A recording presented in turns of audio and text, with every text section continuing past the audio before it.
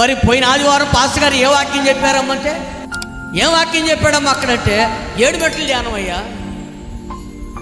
ఏం మెట్ల ధ్యానం? 7 మెట్ల ధ్యానమేనమ్మా. కరెక్టే. ఏమిటి ఆ మెట్లు అంటే? ఏమన్నాయా ఆయన చెప్తా ఉన్నాడు, మేము వింటా పోతాం. చెప్పిన వాక్యం గుర్తుండదు కానీ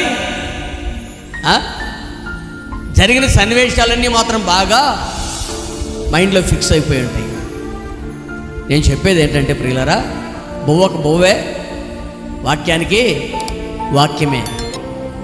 బువ్వకు బువ్వే ఉండాలా, వాక్యానికి వాక్యమే ఉండాలా. దేవునికి స్తోత్రం కలుగును గాక. హల్లెలూయా. దేవుని మందిరానికి వెళ్తూ ఉన్నాం, పరిశుద్ధమైనటువంటి దేవుని సన్నిధిని ఆస్వాదించడానికి వెళ్తున్నాం. వెళుతున్నటువంటి మన బ్రతుకుల్లో మనం చేస్తున్నది ఏమిటి?